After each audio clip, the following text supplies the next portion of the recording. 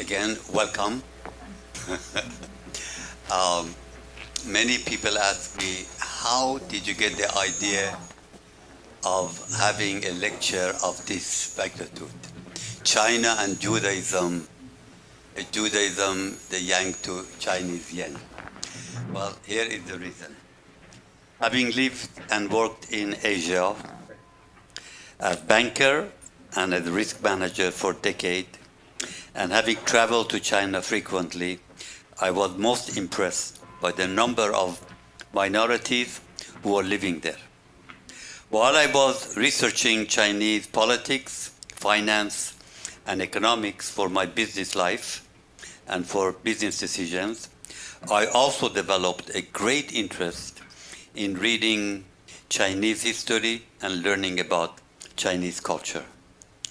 I learned that there was an ancient Chinese Jewish community in Kaifeng, China, one of the early capitals under the Tang Dynasty. I decided to visit Kaifeng to meet members of the Jewish community there. I was invited for a Friday night Shabbat dinner with a small group of the Kaifeng Jews. I was most impressed with how interested they were in Persian culture and language, because I am myself a Persian Jewish heritage. They knew that their ancestors were traders who had originally come from Iran during the era of the Silk Road, and they asked me to help them learn Farsi, the Persian language. Many years later, I learned about the work of tonight's distinguished speaker, Mr. Tiberiu Weisz, who has shown that there were significant relations between the Chinese and the Israelites before the days of the Silk Road, as early as biblical time. With his deep knowledge of both the Chinese and Hebrew language, he is uniquely qualified to tell us about this. He has published 3 books on the subject and will share some key points with us tonight. Before I give the floor to our distinguished speaker, Mr. Weisz, I make 3 small points. 1, if you would like information about Mr. Weisz's books, you can pick up a list with the specific titles at our front desk. Right. Front desk, outdoor. Second, also on our front desk table is information about our next talk by Dr. Herrera, an important Cuban scholar and professor. It is entitled An Economy Under Siege, Building Socialism and Solidarity with Cuba Today. Finally, I would also like to inform you that videos of all the talks from last spring have now been edited by our dear friend Al New, who is right here, managing, and added to our website. If you missed the talks about Chinese medicine, the Uyghurs of Xinjiang, or Kyrgyzstan, you can watch them online now on our website, Windham World Affairs Council.org, or www.windhamworldaffairscouncil.org. With this humble instruction, I ask you to welcome Mr. Weisz.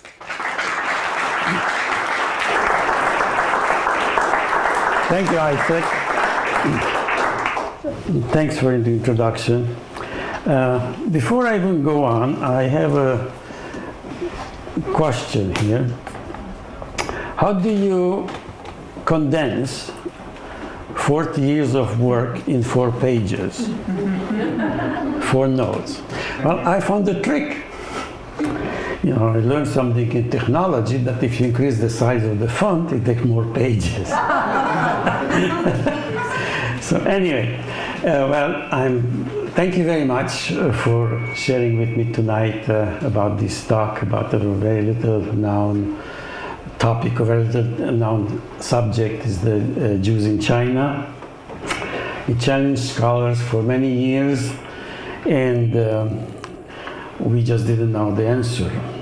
As you can see here behind me, these are the ink rubbing. Okay. Are you? Yeah, that's good. Okay. These are the ink rubbing of two of the stela, one carved in 1489 and 1512. And there are two other ones which they got lost.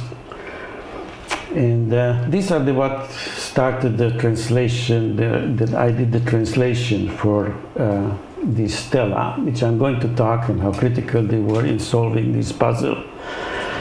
Okay, let me introduce myself first of all. My name is Tiberiu Weisz. I was born in Romania. At the age of 14, my family moved to Israel. I went to school there and served in the army and participated in the Yom Kippur War. Then I went to the Oberlin College in Ohio, majored in Chinese. I spent a year at Dunghai University studying specifically Confucianism, Taoism, and legalism in Chinese with Chinese commentaries. It was a very tough course, I tell you that. Then I went to graduate school at University of Minnesota and read historical documents. But by that time, my Chinese was probably better than the Chinese at the school, so I didn't continue anymore. I taught a few years in community college and the university, but apparently my expertise in Chinese legalese caught the attention of a Minneapolis-based company who they made it worthwhile for me to leave the academia and join them, and I did. Okay, so what inspired me to devote so much time to this topic of the Chinese Jews? Of course, this stela. They intrigued me. I was curious about them, and an event which happened in 1984, that's quite a long time back, it further heightened my interest in the subject. I was out of school, of graduate school, a couple of years, and I attended an exhibition of the Kaifeng exhibition in Israel that one attended by many sinologists, and and they published articles and books about this topic. I also met Michael Pollack, the author of Mandarin Jews and Missionaries. The conversation at this exhibition is centered about the artifacts, the Kaifeng Torah, the Persian manuscript, but not much was said about the Chinese inscription. And it seems to me that it was not even welcome to talk about that. And that event made an impression on me. I started thinking of the works of these scholars. They came from, emanated from accounts of Western travelers and missionaries who described China and the Chinese Jews based on their first impressions, on Western perceptions and perceived notions. Their first impressions were just that, first impression. China was completely strange culture to them. The missionaries were unfamiliar with China, the Chinese way of life, and the language barrier led to misunderstandings. The work of Western scholars, these scholars who were at attendance, they had a good knowledge of their own culture, but they had a superficial knowledge of China. And conversely, the Chinese scholars, they had a good display of knowledge of China, but a poor knowledge of Judaism. So even the translation of this stela, which was done by Anglican Bishop White in the 1920s, did not help much. It attained the status, through this translation, attained the status of a quote-unquote official translation, but the text remained a mystery. Simply, it did not make sense. For the past 100 years, scholars studied and translated the inscription and looked for biblical and Judaic traces without success. One scholar was so frustrated that he even questioned why were they written. What was not readily understood was the composition of the original Chinese text. It was written in local vernacular style, and for future generations of Chinese Jews, as a testimony to their presence and activities in China. It was not written for foreigners or outsiders. I'm going to get into that. As it turned out, the Chinese Jews lived in China just like natives with dual identity. It is common in China to be a Confucian and practice Buddhist, Taoist, or any other religion. Belief is a matter left to the individuals. These Chinese Jews melted into the social life, yet they practiced the Judaism. First, they were Chinese. In private life, they followed the biblical tradition of ancient Israelites. Once their presence in China became known in the West, the pursuit for their story intensified. Who were they? How did they get there and when? The translation begged for answers, but the flowery language of the translation actually distorted the meaning and led us in different directions. So what was the problem with the translations? Generally speaking, if you have any translation, no matter how good it is, it's already interpretation. Often the style of the original text gets lost. In the case of these stela, Bishop White did not detect the style of the original text, nor did it break up the text according to Chinese punctuation, measure, and rhythm. Consequently, he missed the references to biblical Judaism. I just want to show you something because we are going to talk later about it. When I translated this one, and you can talk about later if you need, I translated this in a poetic style, basically following the Chinese measure.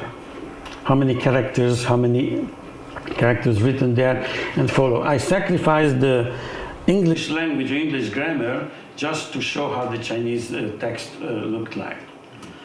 So, and I was at a conference somewhere and I showed the draft of my translation, and one this British Jew says, "Tibi, this is the Aleinu prayer."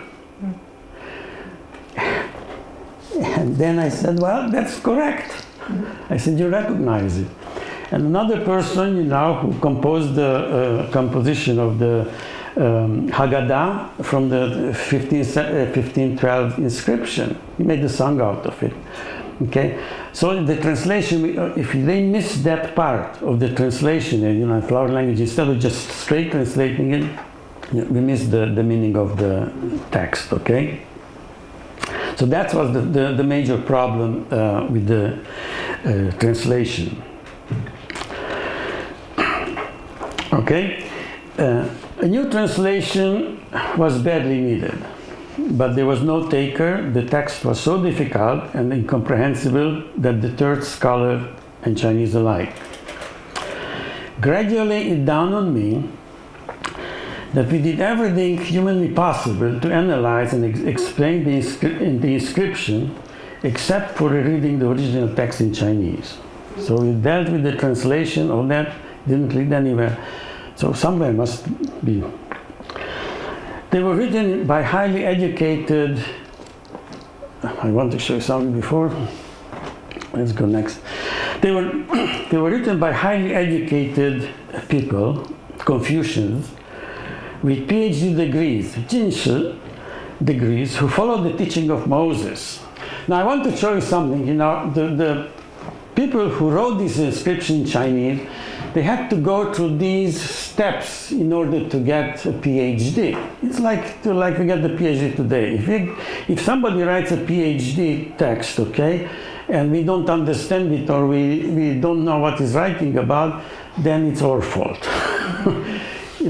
And the same thing, these were written by people, who had this degree there. They had to go to these this is elementary, this is a student. And remember, there were no schools there at the time. These were all private tutoring they got, you know. And most of the Jews, they did have advanced degrees. At least this was the least of the degrees that they have. So they were very educated people. Now, if they wrote these inscriptions, there must be something in there. And then I realized that it was time to take a fresh look at the inscription, the way they wrote it in Chinese. So just look at this stela and analyze that one. There must be some clues there that we missed. Okay? Well, you don't make a living out of analyzing Jewish texts. So for the next 20 years, I put the issue on a slow burn. You know, when I concentrated and worked on doing research in Chinese literary works, looking for identifying, studying, annotating, and translating quote-unquote roots of terms written in Chinese documents, and apply them to current cases. In other words, they pay me in layman's terms to find documentation of events in Chinese history that were relevant to current cases in order to solve dispute with Chinese counterparts. I learned a lot about China in that way, and the Chinese way. I learned their methodology. I learned the various composition styles. I learned how they reference their works and how they punctuate the text.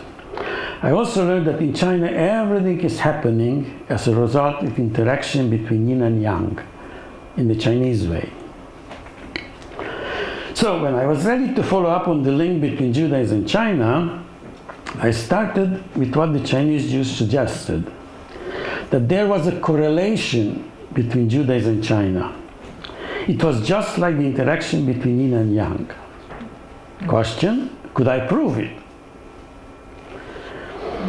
It did not take long to find the proof. It became immediately evident that the original Israelite settlers in China were not merchants, as most Westerners suggested, because they said that they brought cotton as a tribute. They were rather Israelite priests, Kohanim and Levite.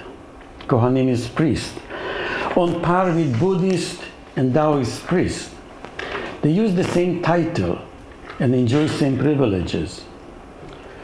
It took longer to identify them in Chinese works than to track their history. And it took me even longer to present the case in a cohesive manner. A careful reading of the inscription in the Chinese context led me on a journey to track a long tradition of Judaism in China, much earlier than we thought in the West. They stayed in the shadows and were so integrated in local culture that they were indistinguishable for the local Han population.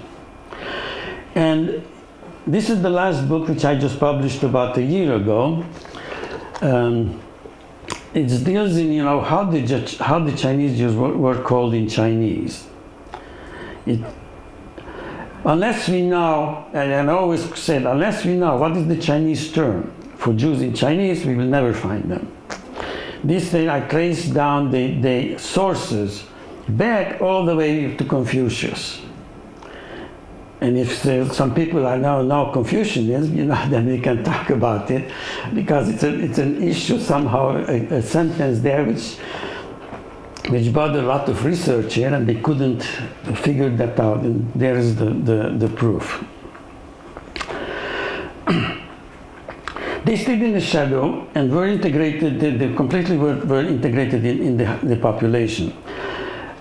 Only the custom, beliefs, and beliefs betrayed their roots in China. They privately prayed, according to Jewish customs. They engraved the story, what they engraved there, of the history of Judaism, the custom, the ceremonies, prayers, and left us clues to their presence in China, embedded in Chinese history. And again, I have to show in this book when I found, the sources, actually, and quote the sources, both in English and in Chinese, translated, of who they were and what they told us. Actually, their story. The Chinese Jews highlighted the correlation between Judaism and China and passed it down to their descendants. Unfortunately, these aspects were lost in the translation.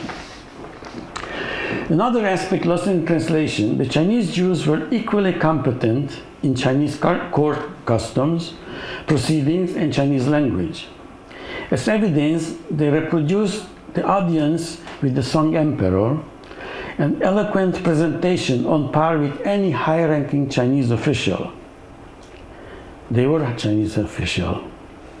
They conveyed to the emperor that the two cultures were similar in principle, but different in details pertaining to the nature of their own culture. They were like yin and yang. It all pointed to very educated upbringing. That was when I realized just how close the Chinese ways were to Judaism, and yet how far apart they were. Now I want to take a little bit off the lecture and show you some examples of the two cultures. All right. In this book, I made a copy of this chart from this book. Okay. Here, I made a copy in this book of chart of the corresponding Chinese text, the Chinese classic with the Old Testament. So you can read it yourself, okay? Book of Rites correspond to the Old Testament, the 5 Book of Moses, okay? And the rest, the Zhuo Zhuan, Chun Qiu Yi Jing, the prophets, and okay? It's not an exact corresponding text, but if you read, the stories of in the Chinese, and you read the biblical stories, you find a lot of similarities according to this chart, okay? And then that's when I composed the book, The Covenant and Mandate of Heaven.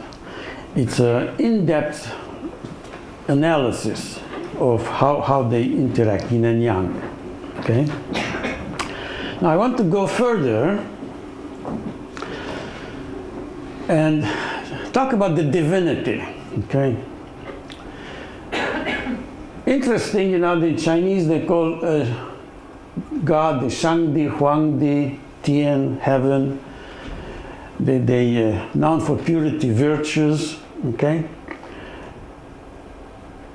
But the Chinese, the Hebrew word for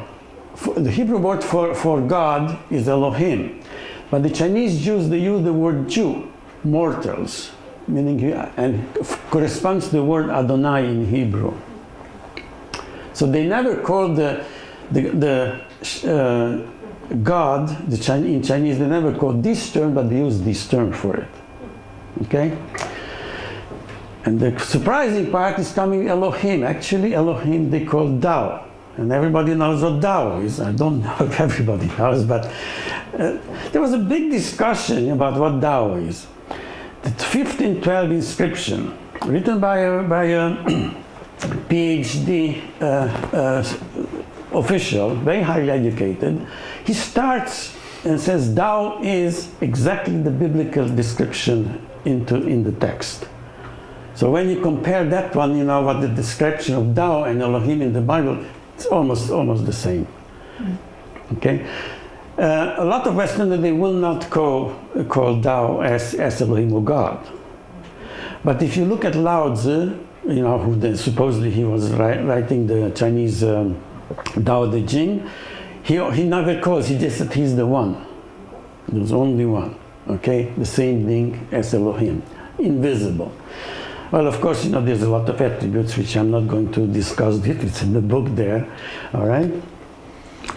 So let me go to another, okay? The Chinese Jews, and they said that the source of religion It originated in the Taiyuan, the great source.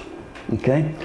And when they said, the great source, it was, for the Chinese, it was Confucianism, Taoism, Buddhism. Buddhism not necessarily, but it's a religion. It didn't derive from the great source, but it's a religion, so they really practice it.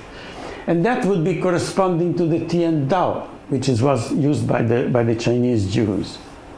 He said, China has Confucianism, Taoism, and Buddhism, and we have the heavenly Dao, Tian Dao. That's our Bible. Originated in the Taiyuan, the great source. Language. How many of you know Hebrew or Chinese? You know Hebrew, okay? And you know Chinese. No, but some of them know Chinese. Okay, now, if you know one of them, the other one, the Chinese is Chinese and Hebrew. They all based in the roots, radicals in Chinese and roots in Hebrew. Now, in Hebrew, when you build a word, you take the shorish, the root radical, okay, and you add to that the front prefix or suffix in order to decline the noun or the pronoun, conjugate the verbs. In Chinese, absolutely nothing. Chinese, it's the radical, which supposedly indicates the meaning of whatever the character is going to mean, but it's very, very loose. In Chinese, there's no grammar. In Chinese, not just there's no grammar, you have to be careful. Ancient text. Let's say you have a text of 4 words, okay?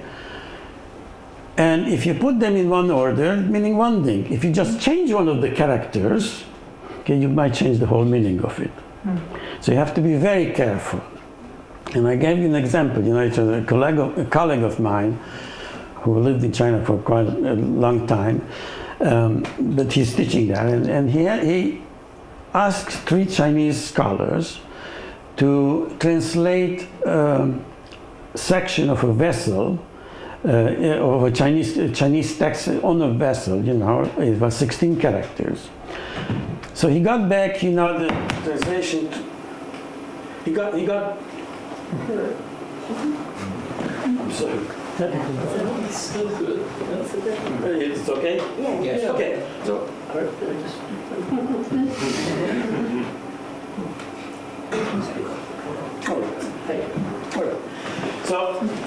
So he asked 3 scholars, to translate this text of 16 characters, and he got 3 different versions.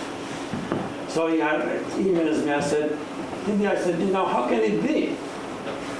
I said, what? I said, it could be all of them right, except how you read them. You read them, how to punctuate it, how to measure it, how the time. So he was confused, and I said, well, that's Chinese. I said, unless you know the entire context of the text, you won't solve it. So, I wasn't happy with it, but that's how it is. So that's what I said, that the 2 languages are very, very polarized. One of them is a very heavily grammar-oriented, the Hebrew. Chinese is basically just word order. Okay. So the sentence pattern in the 2 languages, in Hebrew, the sentence pattern is dictated by the grammar. In Chinese, it's by the word order. Okay. The character is a concept.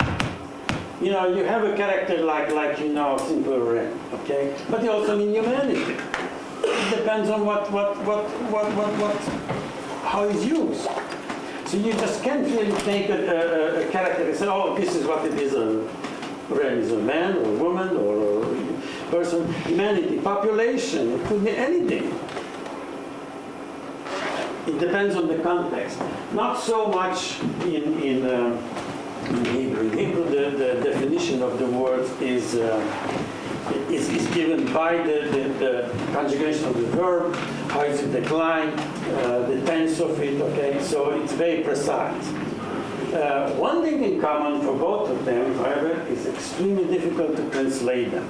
If you try to translate Hebrew, from of the tense in hitpile or hufpal or something like that, which is they are tenses in the name of tenses in Hebrew, it's extremely difficult to translate. And it's extremely difficult to translate concepts in Chinese, which they are not in context. And unfortunately, most of the Chinese classic is not in context. We are going to deal with that. Okay,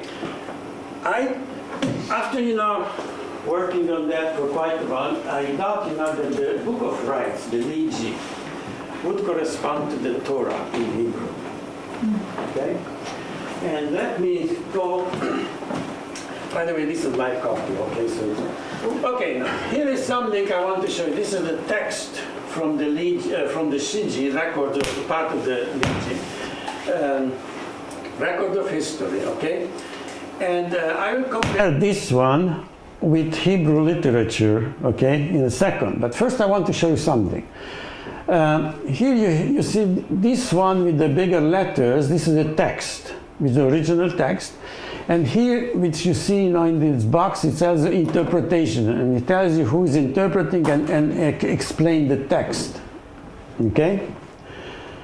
So, for instance, in this case, there's not many interpretation. Okay, after this box, the black box there, this tells you, in little letters what this particular commentary is. Okay, I'll give you a different example when the commentaries are much more. Okay, so this is the original text, with the pre-Han dynasty, and this is the commentary with it. Okay, now let's compare this with Torah, Nevi'im, Ketuvim, Mefurashim, Torah, Hebrew prophets with commentaries. Okay? Okay, this is my copy, okay? So, this is the original text from the biblical text, and here's the commentaries, okay? Now, this one is the commentary of the Talmud. Like you saw in Chinese, the commentaries were after a little small box or something like that. Okay, in Hebrew it's different. Okay, this is the text of the Talmud or the Torah or whatever they are going. Okay, this just in the middle here, and this one is the commentaries of the text. Okay, as you see, the commentaries of the Hebrew text is very extensive compared to the Chinese, okay? Because the Chinese, they just explain that particular word, they don't question it. But the Hebrew mind or the Jewish mind is going to be, why is it that like that? How is it like that? And if it's like that, okay? So there's so many variants there, okay? That actually, the commentaries are extremely long. Another thing which I want to mention, okay, that we dealt with some translations that we have to be careful about. That the same thing when you go to a rabbi and you ask him, what the Talmud says about it. The best way if you go to the original Hebrew, because even in Hebrew, as I said, the translation is kind of already misinterpretation of it. Okay. Now I will show you the same thing, how it looks like in English. You see here, it's a different part, but then here is the Hebrew text, and here are the English, the translation, which I showed you there in the previous slide. I show you, it's translated, the commentaries are translated. Okay? All right. Just let it here. All right. So,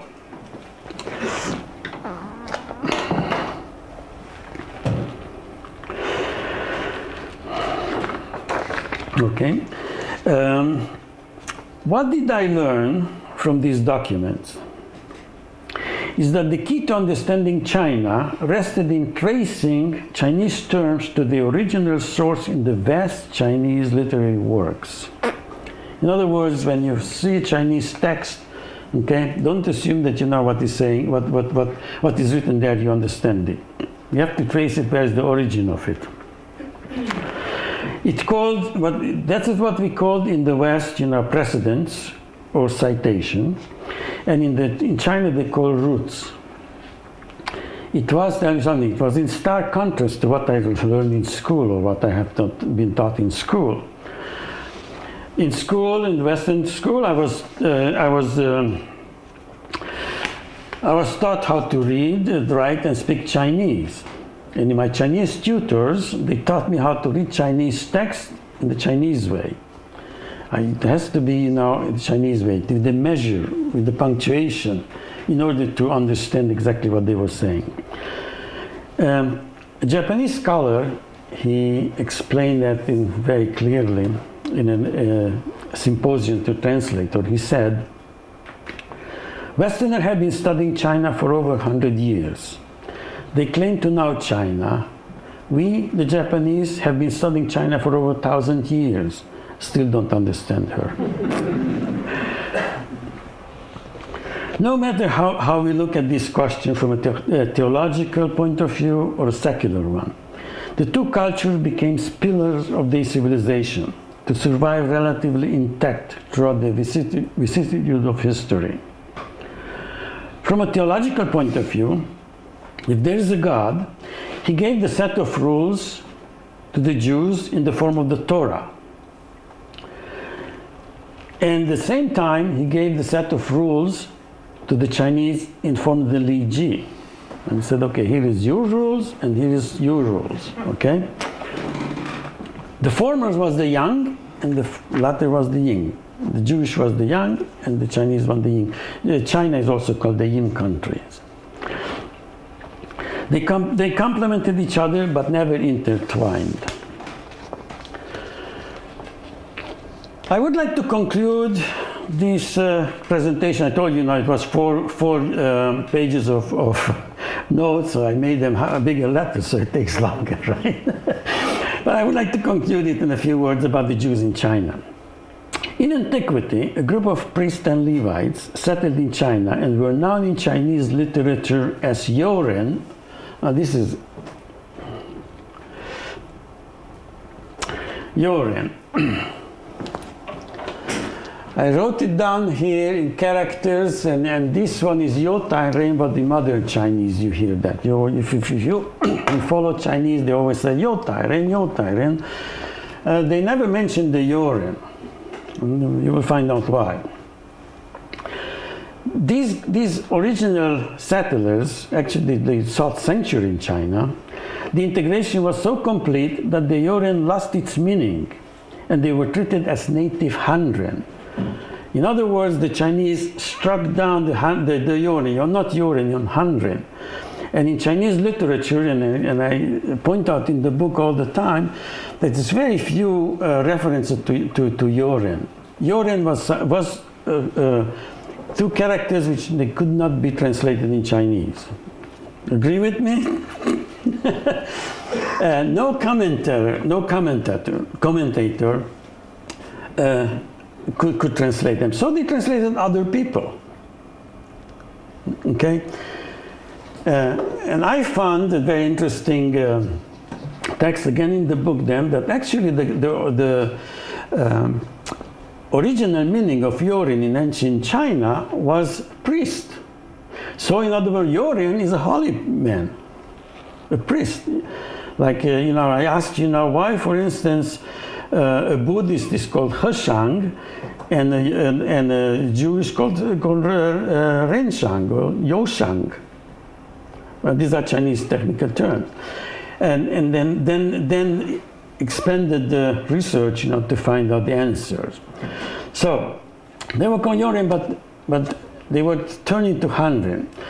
In the 1950s, when people still applied for citizenship or their records, and they put in their records, they wanted to put Yoren, the Chinese official, they erased it and put Han, because there was no Yoren. Even in China today, they don't use Yoren. Okay? So as far as China is concerned, Yoren in China is only 100. Officially, there are 55 minorities, and Judaism is not one of them. However, nothing in China what it seems. Nothing is that definite. They say, Chinese say, they said, you foreigners always think in linear, straight lines. We Chinese, we think circular, in curves. You ask what, when, where. We ask how. How was the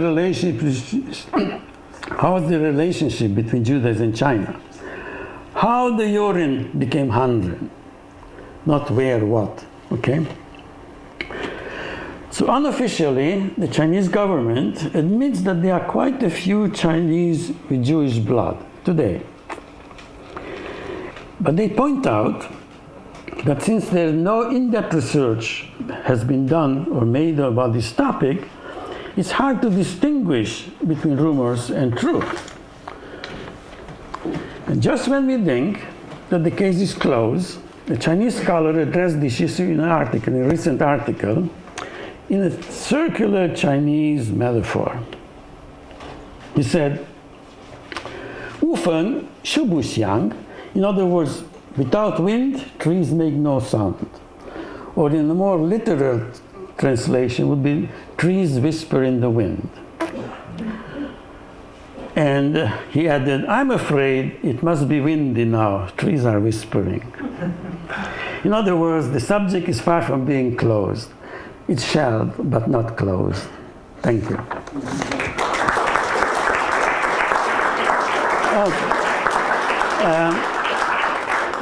There's something, this is a special edition.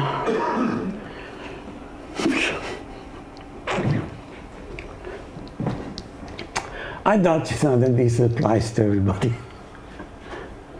So if you don't readjust the perception of in time, the screeching hinges in our mind may break for want of oil, and our viewing angle narrow unremittingly, thus inducing blurred vision, misinterpretation, and incomprehension. So we need to sometimes, to adjust a little bit of brains. Would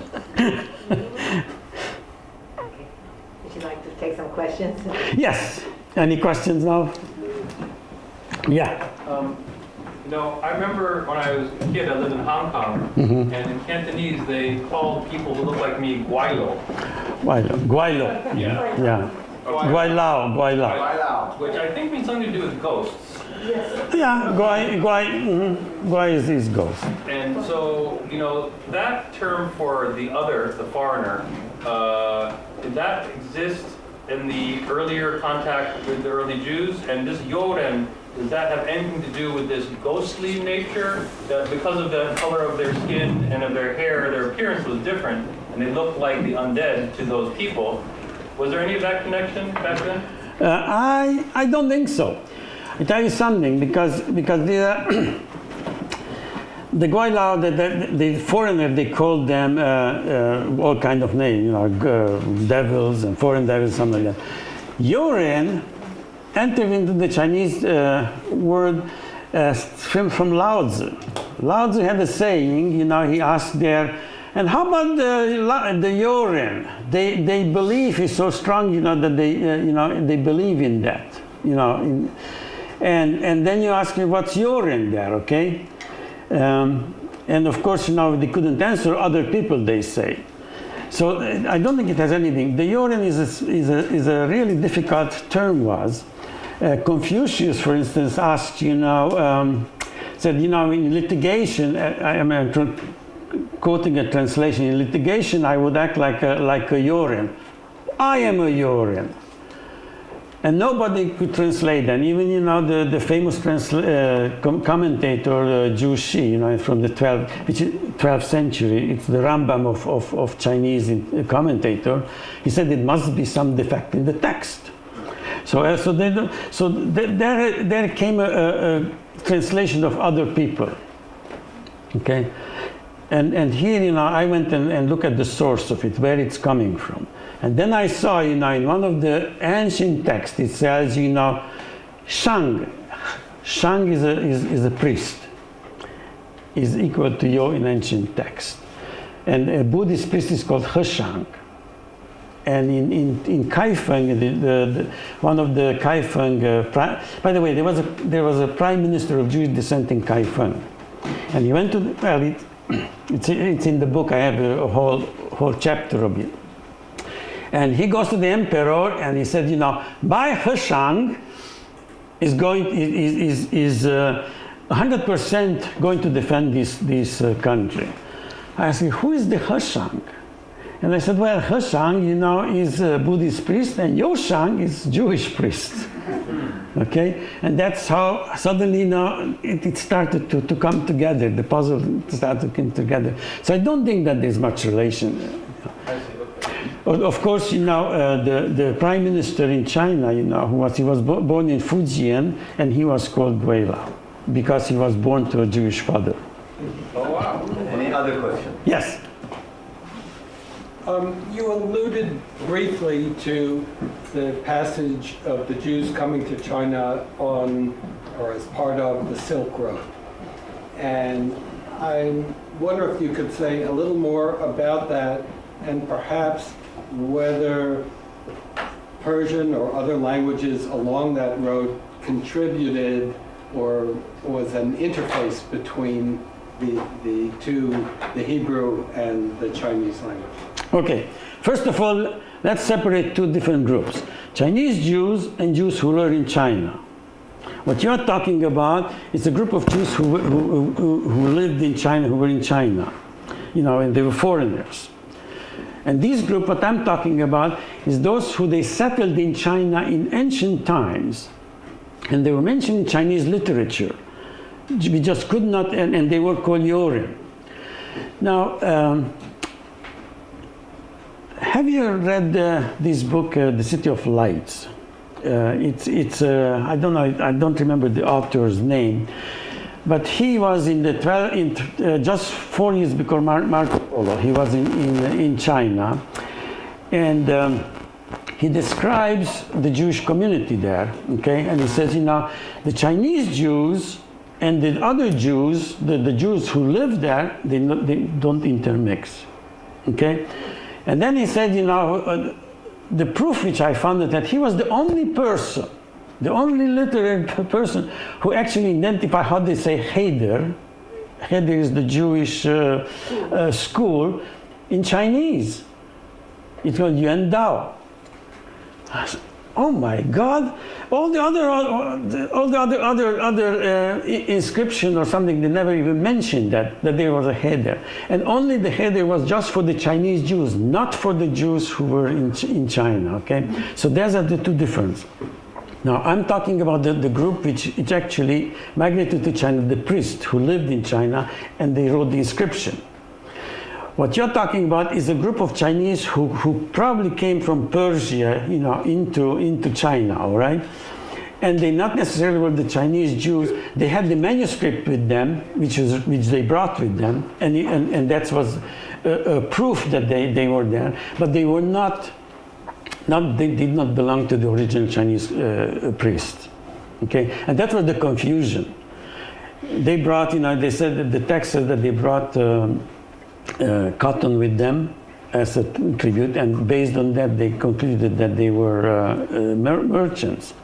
But far from it, how did they explain, that they go to the emperor and talk to the emperor, like in Chinese, like that, write these memorials? How did they explain, there was at that time, a Chinese prime minister. They didn't know about it. It was at the same time. So there was two groups of Jews there. Does it answer your question? Yeah. How did the Kaifeng Jews, or the Jews in Kaifeng, manage during World War II? Was there any discrimination against them?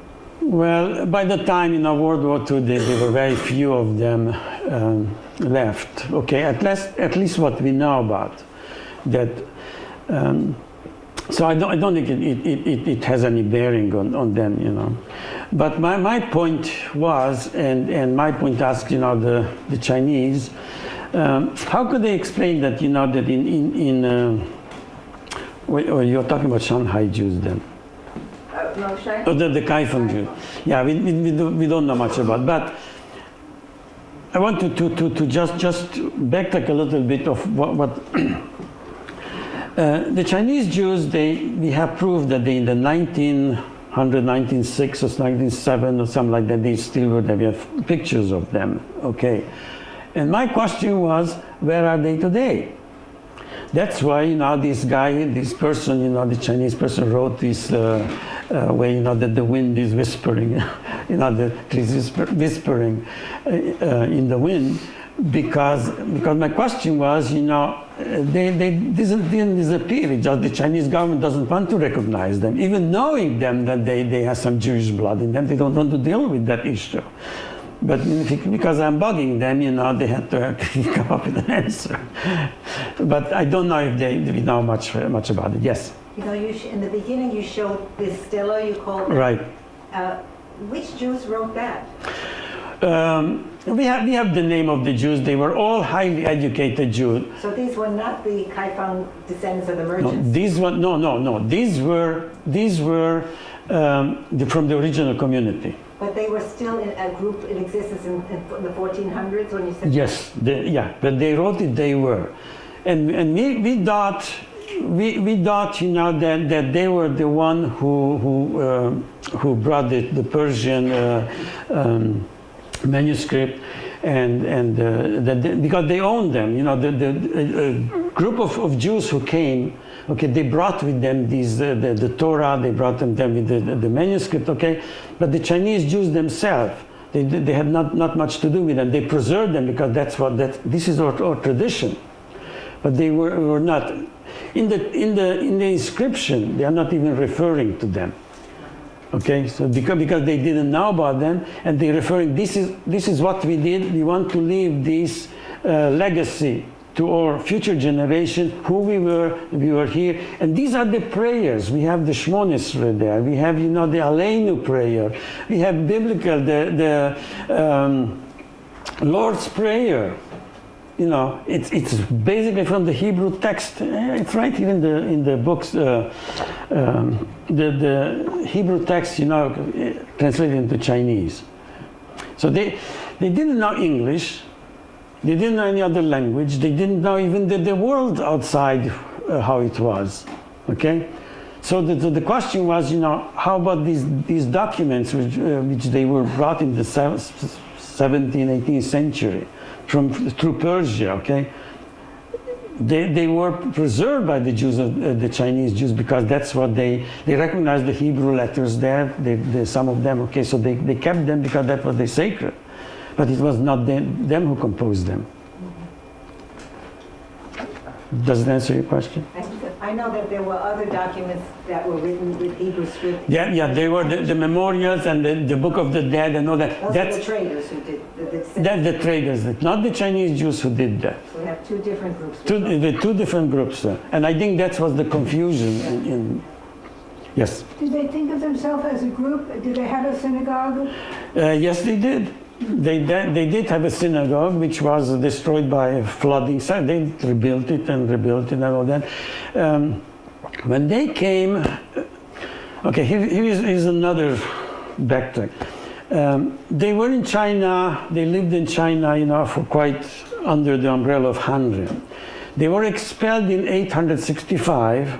The Tang Emperor kicked all the religions out of China, including the Chinese Jews. And when they came back about 100 years later, the emperor welcomed them back. Okay, and he told them, that you can build a synagogue. He actually gave them the permission to build a synagogue because they were priests, not because they were merchants. The emperor would not ever give merchants, the rights to build a synagogue or a temple. The temple, synagogue, priests, they had special privileges. In China, they can ride horses. Which merchants they couldn't ride horses. So it's a complete different story. They came back there and they continued their life. The emperor almost apologized to them for being kicked out. Okay. Does it answer you? Where were the tablets found? Excuse me? Where were the tablets found? The tablets found in Kaifeng Actually, they were found by the missionaries in 1700, 1750. Okay, it was translated. The first translation, which was so-so, it was in 1800, and Anglican Bishop White translated the text in 1920. And just a second. And that was the official translation because we just couldn't understand. It was so difficult. The text so didn't make sense that people just didn't understand. You only had to know the Hebrew prayers, the Hebrew, not the English version of it, in order to see, when it's translated, how it's set together. That you can find it in this book. The translation of all the four. You see, that's kind of a poem. Yes. I'm sorry. She was the first one. So you had earlier map there. Could you just go quickly there because I don't know geographically even where they could have been. Okay. These are things which they are unrelated, but this is a ketubah in the 1942, meaning 1953 in Shanghai. Marriage, ketubah. I'm sorry. Yeah. This is written in Kaifeng in 1900, and you talk about this one. Okay. So I just want to get an understanding. Sure, you can. This is the Silk Road, all right? Most of people, we attributed that they came, to the Silk Road. I think, they might have come to the Silk Road, but I don't think because they weren't merchants, they were the priests. That's why they welcome to China. As a matter of, in my book, I'm telling you what they did and how respected they were by the Chinese. They were healers, doctors, and you know what? And the Chinese aristocracy, they sought up. I want the Yoren doctor, because the Yoren doctor they knew how to do medicine, which helps me. And then they were extremely good musicians. So so here we go in a concert, and where's the Yoren musicians? You see, it's all in the book there. I'm writing, what they did, because they tell about it. So so how can it be other people musicians, or other people doctor? That's how they were exactly translated. And I said, wait a second, why everybody Hanren would be Chinese, but Yoren would be other. Muslim would be Huiren, everybody Mandarin, But just when it's come to Yoren, then suddenly, it was the question of other people. No, and I, okay. Yeah, I was going to also ask about why Kaifeng was such a place for their concentration, because I think by the time of the discovery, that Kaifeng was not that important a city, and also it must indicate that they, unlike the Muslims who entered China by sea and by land, they were strong in the coastal areas of China.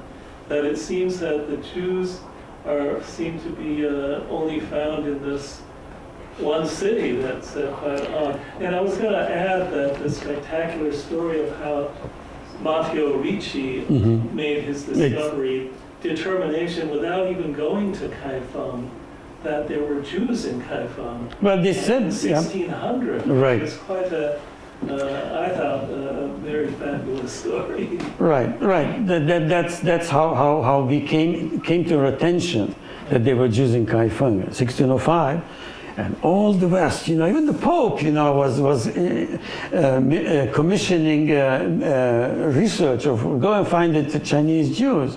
Well, they found them, but what happened is they had absolutely no idea who they were. And they tried to tell them that here we go, we are coming from as Jewish people. And the Chinese, they became suspicious because they couldn't read, here is where you are the documentation, they brought from the West. They couldn't read them. And the Chinese, you recognize some of the Hebrew letters. but the missionaries didn't. So they became suspicious of them, and they even refused to cooperate with them. Nonetheless, the missionaries, they wrote these lengthy reports, okay, which was first impression. Now, if I send somebody to, let's say,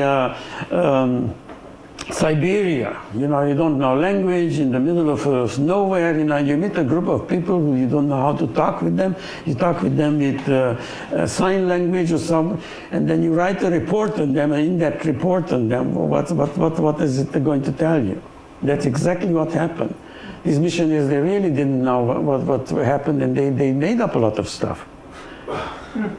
Yes. Are these the only, excuse me, the only two cultures that have these similarities, or are there other cultures that you may have found from Central Asia that have these correlations? What my criteria was in this case, that from the ancient times until today, the two cultures, they're relatively intact. The same thing, the Jews, they still preserve the same tradition from antiquity, okay? And so did the Chinese. Now, other cultures, they kind of died out or they didn't sustain very long. Perhaps Buddhists might be the same, but the Buddhists don't have the text, like the rules, what it was given to the Jews and to the Chinese. The Liji and the Torah, they definitely tell you that these are the ways. Okay, that's what you do, all the 613 mitzvot, you have to do, and you have to do it exactly how it is says. And the same thing for the Chinese, okay? Except the difference. He said, you are going to be governed by certain rules, the Chinese, and the Jews with certain rules, but not how to govern yourself, not how to control yourself. You're going to be dispersed, the Chinese is going to be concentrated, okay? So even the similarities, when you look at them, okay? This book is it's very detailed about how the two religions are. Actually, chapter 8, I believe, or there's a comparison between Rambam and the Chinese commentator at the same time, Jushi. I always get permission slips I have to write for graduate school because the comparison is so close, and the rationale. Does it answer your question? Yes. Is it? I would imagine for scholarship purposes, your texts are written in English, but are any of the texts also written or translated into Hebrew or Chinese? Have you ever found yourself wishing you could, for academic purposes, write your texts in Chinese or Hebrew rather than English? Would there be any advantage, or is it helpful to sort of have a third language to write your scholarship in? Well, I write in both. Okay. I write in Hebrew, I write in Chinese. If you look at that, the Chinese text is in there. I'm bringing the proof, okay, in the original, in Chinese, and then I translate it into English. Okay. Now, if that was your question, or the question was that why don't I write in Chinese, or for a Chinese audience, let's say, or for a Hebrew-speaking audience. Why did I write for the Chinese audience? Okay, no Chinese publisher will ever publish a book like that. That's a helpful answer. Yeah. I was, the Chinese are very, first of all, there is a rule in China, in mainland China, that no foreigner can publish in China without permissions. Okay, wow. So I do write, communicate in Chinese with Chinese people in Chinese, but I know that publication that will be a different story. Yes. So you kind of make your argument from the development of language, and I was wondering whether there's also work by archaeologists or anthropologists to kind of support your And I was wondering what that would be, or what they found, whether there are differences, whether there are similarities. Unfortunately, if there is any archaeological evidence, the Chinese are not going to tell us. And no Western archaeologist is allowed to do any research there. I have somebody right now in Shanghai who found in a walkway, the Hebrew tablets, and they were actually they were from a cemetery, but in Hebrew letters. So he rescued them, and Kaifeng, the problem with the Kaifeng that it was inundated by water so many times that one day it will wash up some tablets or some archaeological evidence which the Chinese couldn't hide, and then we find them, then we can prove them. But until then, I don't think we have access to it. Yes. Well, it's sort of a follow-up on that question, and it probably has the same answer, but if there was DNA evidence. Oh, well, I don't think they want to release any evidence like that. You see, when dealing with China, you have to go circular ways. You cannot do it directly. Have you given any lectures in Chinese, in China, Yeah. about this topic? Yes, yes, I did in Taiwan. I'll tell you something funny, So here I'm going and asking the class, do you want me to give the speech in Chinese or English? I hope that it will be in English. I say, give it in Chinese. I say, okay, I'll go in Chinese. I get in Chinese. And afterwards, one of the students come to me and he said, Mr. Weisz, your Chinese is very good, but it's kind of outdated. About 30 years outdated. Yeah, because all terms what you guys use don't have. So the professor invited me there. He said, don't worry, my kids tell me the same thing.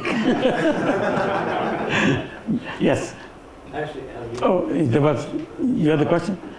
I was thinking about, you mentioned that a lot of the source material is like just from a couple of hundred years, from 1500s, 1400s. No, the inscriptions. Yeah. Okay. Okay, so I was thinking in relation to other texts like the Tao the Tao Te Ching has such a wide range of different translations and so many different ways of parsing it. Is there like a wide range of like that in these texts? This text? Yeah. No, there's one translation because we couldn't understand. Yeah. Well, we couldn't understand. No, there are two now. There's not much difference in the translation, in the right, in the critical part. You see, is that I found the clues in the text which led me to find out, more about the Chinese Jews. And there was a lot of mistranslation in Bishop White. Okay, so there basically was one translation, and mine is annotated with the Hebrew text. Was there any? So that's it. There's not something much earlier, or nobody's found anything. Probably No. Because of what you're saying about how the Chinese government won't allow any archaeological. No, they won't allow. So we have no idea. No. Yes. You have a question? Anybody else, Yeah, please? This is all very fascinating. It's causing me to have Sure. questions. Actually, may I ask two questions? Are you Augustus, man? We have all night. Going back to the tablets, what was the content of the translation? Okay. The translation. Okay, the translation, it starts out, with the history of the Jews, okay? And then it goes into the prayers. This is how we did the ceremonies. This is what we did Yom Kippur, this is what we did Sukkot, and okay? And then the prayers themselves.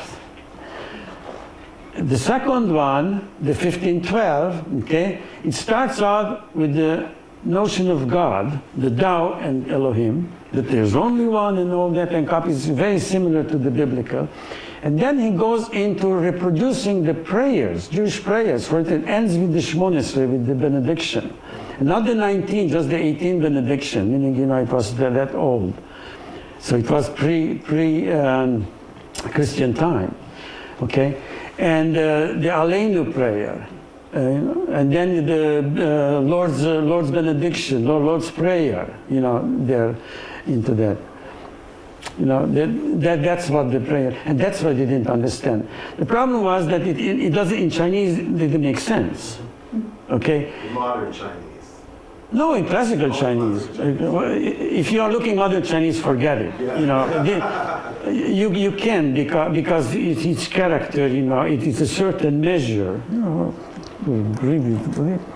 let's read you some for. So it's a translation of the prayer, not attempting to transliterate it, but to actually tell the meaning of the prayer. Okay, so.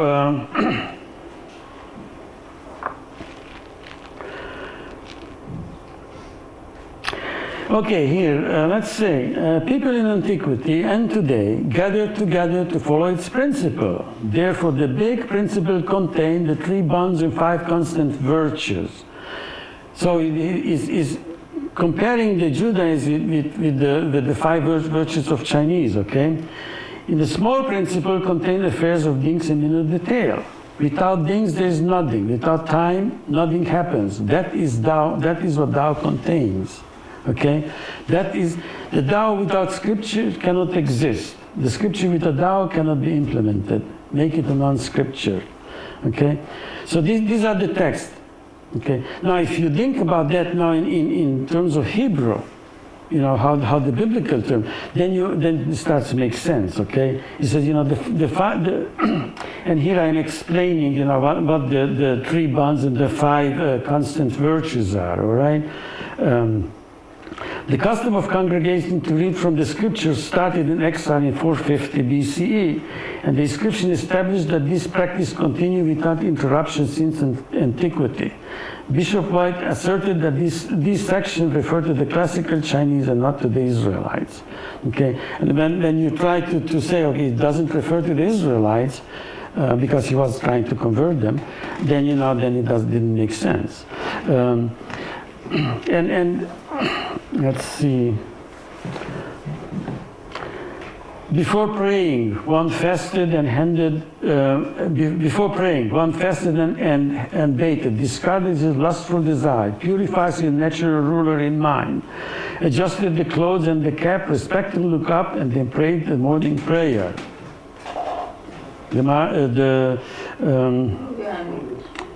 Yeah. Okay, so this is the text. For somebody reads in Chinese and says, what the heck are you talking about? And that's exactly what happened. Yes? My other question goes back to Chip's question somewhat about DNA. In Kevang, were there any cemeteries, or is there a cemetery where the Jews would have been buried? You know, as opposed to in a no, but we have the cemetery. But again, you know, even if perhaps one day we may find out it was inundated several times, Kaifeng, and the city of Kaifeng was moved from close to the river farther inland. So, you know, so they might be, who knows, in the future, we might be washed up or something like that, but this one is probably buried quite deeply, you know. And the only thing we know that they have, it's called the Book of the Dead, which they recorded, you know, the people who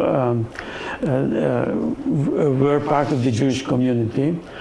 And one of, you know, one of them, they missed the most important one. They missed, you know, who was a Jewish prime minister, because they couldn't find the record for him. And I found it, you know, in one of the imperial audiences. And I wrote a chapter in the book, in the history of the Kaifeng Israelite, you know. And how did he say, you know, to the emperor that my priests are going are loyal to you and are going to defend Kaifeng and all that. So. Yeah, but I don't know. One day we may find out. Yeah, and yes. Did I translation that you're speaking of, these Jewish priests who lived in China, they said the Lord's Prayer? Yeah. You did say that? Yeah, it's not just that one, it's right in the inscription. Yeah, it's in Chinese. Nobody recognized it when I did it, and my wife said, hey, that's the Lord's Prayer. Does that answer your question? Yes. Also, who was the writer that you quoted? Was that a poet? What I just read? No, you have a quotation on the screen. Oh, okay. Who That's was that? okay. That's a Belgian. Belgian? Yeah, a Belgian painter. A painter? Yeah, a painter, and sometimes that's what he does. That he sometimes puts a little bit oil. They get rusty the brains. So I really like that because somehow it's yeah. Yeah, he's a Belgian painter. Nothing to do with the Jews, but it to do with us. Yes. Sorry, the last question. In Japan, there's a culture on the southern islands in Kyushu, which were the crypto-Christians, right? And because that if they were found to be practicing Christianity in Japan at that time, they would be put to death. So they would find secret places to worship. They would hide their knowledge of Latin. They would never, to the outsiders, appear to exhibit anything that would show they would be different from the other Japanese people. They had been converted, though. They had been converted by Christian missionaries who had then been expelled, right? So I'm trying to see if there's a parallel between that case of the crypto-Christians in southern Japan with the Kaifeng, but it seems like the Jews, the original Jews, the ones who came during the Confucian era, it seems like the difference is that the Chinese culture at that time accepted them as another equally valid faith to other faiths that were in the kingdom, and so they didn't have to hide their Jewishness. In fact, it was a benefit to them to say we have this other way of seeing the world. On the other hand, they intermarried, obviously, and so their descendants looked more Han, even though they had this Semitic genetic, background. Blood, yeah. But by the time the 1400s, they were visibly non-different from the Han Chinese. They didn't look different that much. I would go and say they probably, in the time of Confucius, which meaning the 4th, 5th century BC, they already they looked like Chinese. They had already Yes, at that point. because Lao Tzu mentioned that 300 years earlier, he mentioned these people. And who mentioned about the Tao Te Ching that it cannot be translated, right? It's true, you can. There's many different ways to parse it. Well, yeah, you can, but it cannot be translated. Like the Bible, the Torah, it really cannot be translated. But like the Tao Te Ching, mentioned, and if you look at chapter 80 in the Tao Te Ching, that was more what happened in the time of Solomon, King Solomon. Rather, it was not something happened in China. Look at chapter 80 of the Tao Te Ching. That's the one just before, for everybody, that's the penultimate chapter of the Tao Te Ching. It's the second to last one. Right, and there, and I am devoting a whole chapter to that. That actually that was,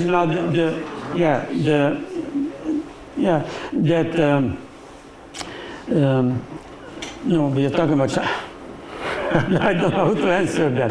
Okay, answering. My real question is, are there any Jews today, like the secret Christians in Japan, who are secret Jews? Yes, definitely am. And that's what I ended my story. Okay. That this Chinese answers me now in kind of indirect way. He said, well, there must be some wind because, the trees are whispering. Okay? The Chinese, they don't deny, that there are Chinese Jews there. Or even high officials, who have Jewish blood in them. They don't deny it. But they said, well, we cannot prove it. Well, maybe just rumors, okay? But they don't want to prove it. If you want to try to do a research, they wouldn't allow my books, in China. They're completely unavailable, Are they translated back into Chinese, your book? No. Even if it would be translated, nobody would. I just can't. My name is kind of no deal in China. Yeah, because that's a subject, very sensitive subject, and then, yes. Is this Jordan being Jewish, is that also accepted by any Western scholarship? You're saying the Chinese. I don't think I don't think anybody came up with it. I was the only one. But because I had a very deep background in classical Chinese, I studied classical Chinese, with Chinese tutors and with the commentaries, and I followed the trace. But actually, that's what I did for a living. So no, they don't. And you know what? It will take time before it will simmer down. Some people may say, maybe you are wrong, maybe not. I said, I am putting it out there, and let them see what's happening. The Chinese are awfully quiet about it, and when they are quiet, and I know that's something they don't like. Yeah, from my knowledge of Chinese scholars, they would be quite pleased to be associated with the Jews. There is a very strong sympathetic sentiment toward Jews among Chinese and scholars. Right. I don't think that. But officially they can do that. Yeah. You see, there's, I know the censor, who's censoring my books in China, no problem. I understand him, and that's his job. Okay, so. We know that, and that's how it is. It will take time. Yes. Anybody else? Thank you. All right. Thank you very much.